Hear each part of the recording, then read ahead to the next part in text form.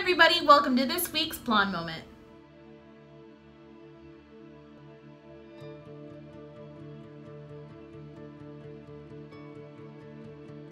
I am a very passionate person, and a lot of the people I tend to work with are also very passionate people. But the trouble is that while we're very passionate people, we don't necessarily know how to find the exact thing that we are passionate about when it comes to what we want to do for work.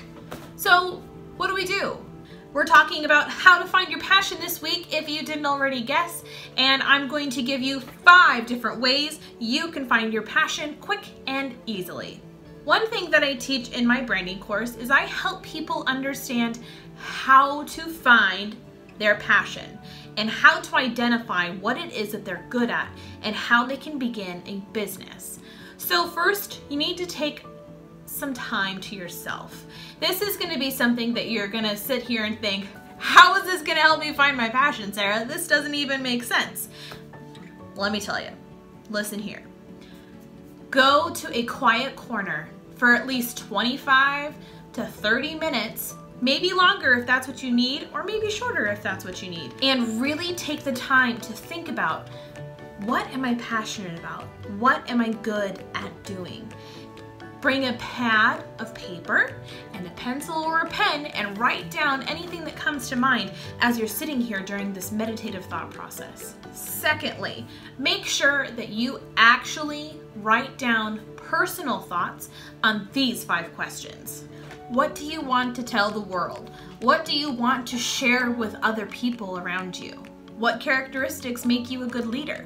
If you want to start a business, you gotta be a great leader, and to that extent, it's important that you understand the qualities that make you that good leader.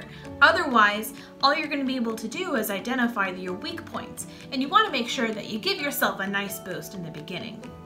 What is your most untapped strength? What is something that you are just so good at and that you just get it done right the first time and done well? And how can you harness that energy into producing something great for your business? What is something in your life that has impacted you the most? What is the #1 thing that you believe in? Next, you're going to want to rate yourself on a couple of different things. Are you a good writer? Are you good at delegating tasks?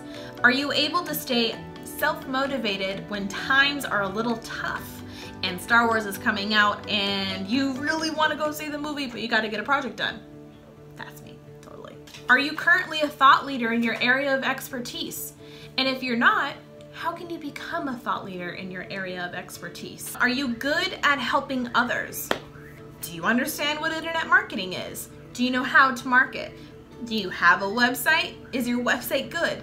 These are just some examples of questions that you should be asking yourself and rating yourself on.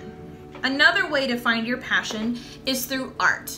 I have an art degree and I started out as a painter. So for me, trying to find my passion and understand who I am as a creative is really important to me.